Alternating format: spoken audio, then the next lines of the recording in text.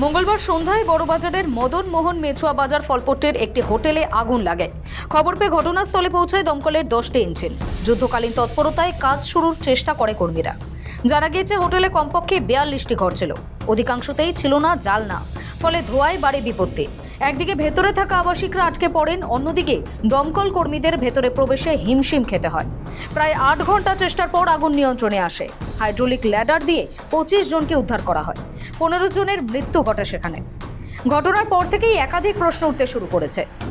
মেছুয়ার হোটেলে কিভাবে আগুন লাগলো? দায়ী কে? সত্যিই কি দমকলের ছাড়পত্র ছিল না হোটেলটির?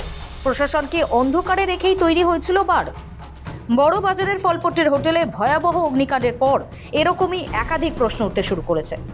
সব প্রশ্নের জবাব খুঁজতে পুর কমিশনারের নেতৃত্বে তৈরি হয়েছে কমিটি, জানালেন পুরমন্ত্রী তথা কলকাতা পুরসভার মেয়র ফিরহাদ হাকিম। আমাদের যদি কমপ্লেন আগে আসছে বেআইনি নিশ্চিতভাবে ধরা যেত, কিন্তু এটা নিয়ে একটা উচ্চ পর্যায়ে আমাদের কমিশনার, পুলিশ এবং দমকলকে দিয়ে আমরা একটা ইনকোয়ারি করি। আমরা একটা কমিটি করেছি পৌরসভার কমিশনারের নেতৃত্বে। তার মধ্যে দমকল থাকবে,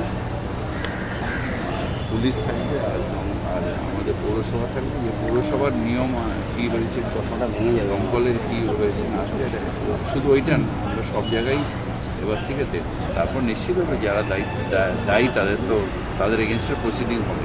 বড়বাজারের হোটেলটির অব্যবস্থা নিয়ে নানান প্রশ্ন উঠছে। সেই সম্পর্কে রাজ্যের পুরমন্ত্রী তথা কলকাতা পুরসভার মেয়র ফিরহাদ হাকিমকে প্রশ্ন করা হলে তিনি বলেন, ঘটনা ঘটে যাওয়ার পর এগুলি কেন বলা হচ্ছে? যখন বেআইনি নির্মাণ হচ্ছিল তখন কেউ জানালো না কেন? টেনে আনেন কাশ্মীর প্রসঙ্গ। কাশ্মীরের হামলা হয়ে যাওয়ার পর জঙ্গিদের বাড়ি ভাঙা হচ্ছে। আগেই যদি জানতো ওখানে জঙ্গি থাকে তাহলে আগেই ভাঙা হলো না কেন? জায়গায় আমি দেখি একটা অদ্ভুত জিনিস, ঘটনা ঘটার পরে কেন এত হয়? যখন নির্মাণ করছিল বা নির্মাণ হয়েছে তখনই কেন কোনো কমপ্লেন আসে? সেটা কাশ্মীরেও তাই। সব কিছু পরে টেরোরিস্টের বাড়ি যদি তুমি জেনেই থাকো, পরে কেন ব্লাস্ট করলে? আগে ব্লাস্ট আগে আগে আগে কেন তাদের সবাইকে ধরে নিলে? আমাদের যদি কমপ্লেন আগে আসছে বেআইনি নিশ্চিতভাবে ধরা যেত। তিনি আরও জানান, আপাতত রাজ্য সরকারের প্রাথমিক লক্ষ্য প্রিয়জন হারানো পরিবারের পাশে দাঁড়ানো। এদিকে অগ্নিকাণ্ডের জন্য কে বা কারা দায়ী তা খুঁজতে বা সমস্ত অব্যবস্থার অভিযোগ খতিয়ে দেখতে কমিটি গড়া হয়েছে। কমিটির মাথায় থাকবেন পুর কমিশনার, পাশাপাশি দমকল এবং পুলিশের আধিকারিকরাও থাকবেন কমিটিতে।